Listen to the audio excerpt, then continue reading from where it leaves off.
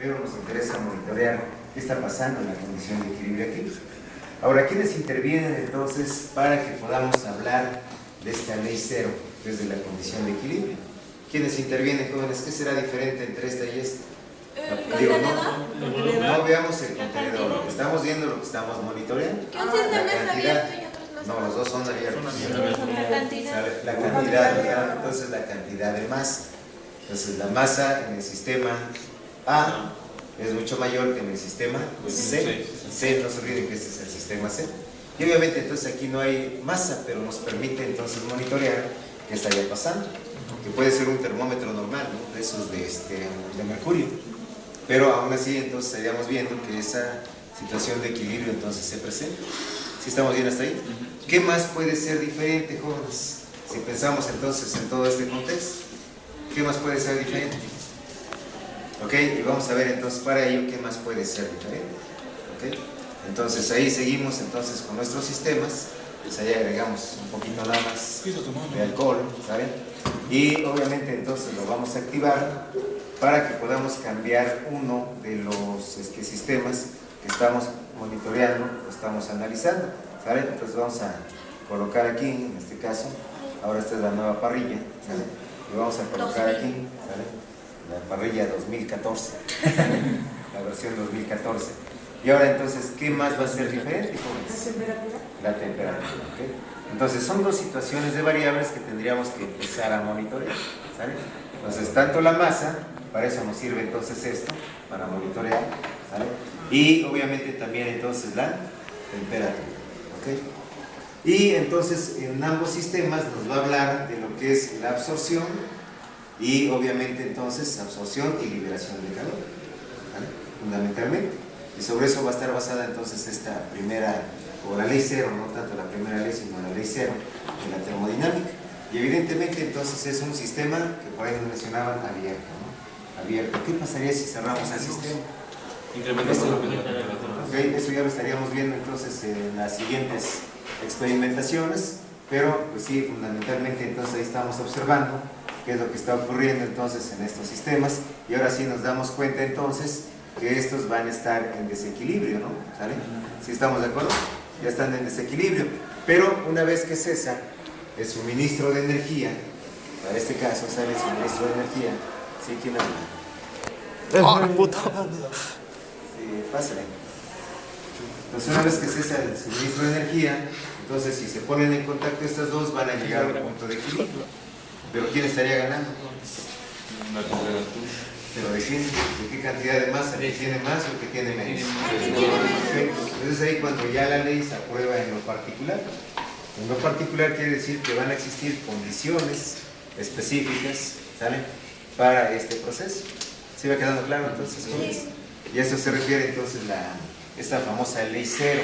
Ahora, ¿dónde se aplica? Vamos a ver 4 casos fundamentalmente.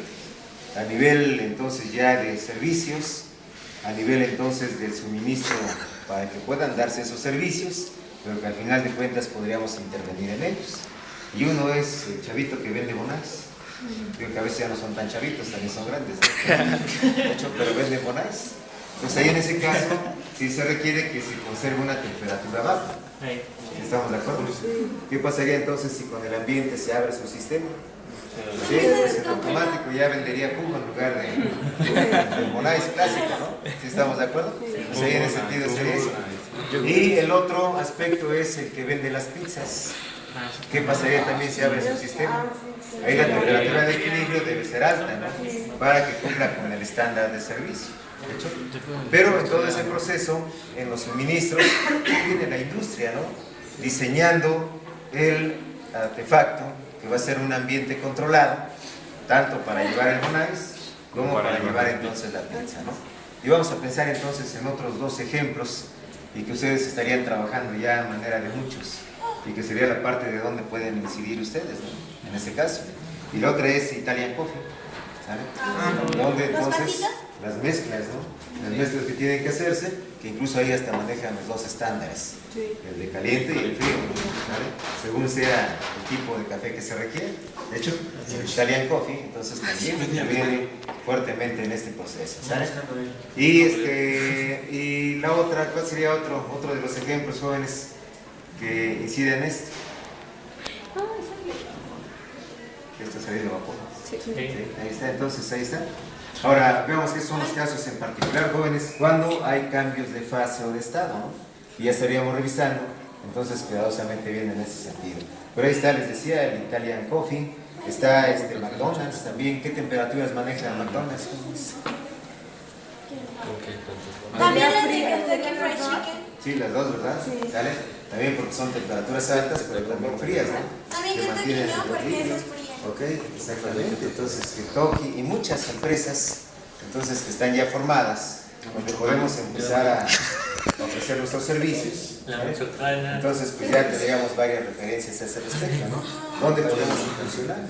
Y obviamente a través, entonces, de una información que nos permite, entonces, monitorear qué está pasando.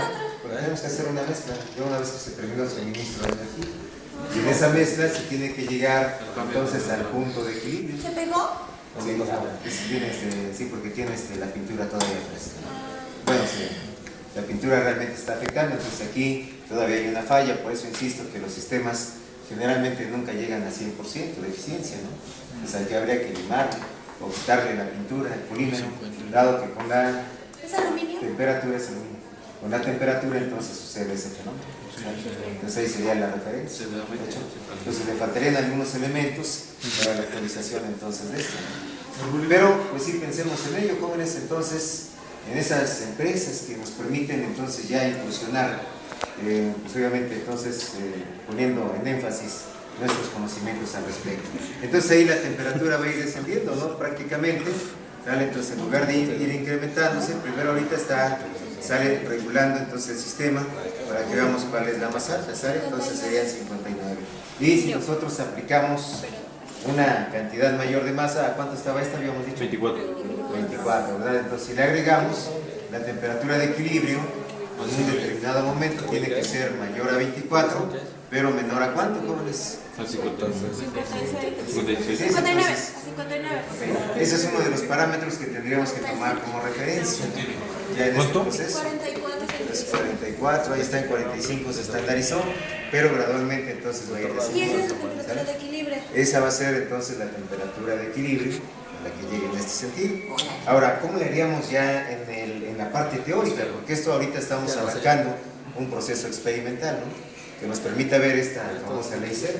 Pero vamos entonces, jóvenes, a la situación ya teórica que nos manejan a través de un modelo matemático y que tendríamos que comprobar, ¿sale? Entonces ahora sí, si me permiten, vamos al pizarrón, ¿sale? Y vamos al pizarrón para que chequemos esto. Pero mientras tanto, ya revisamos entonces qué materiales van incidiendo en esto, ¿vale? Nos vamos a observar aquí cuidadosamente bien esto.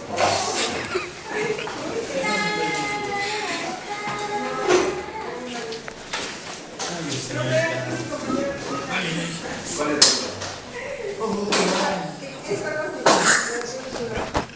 el vínculos? Es un enlace.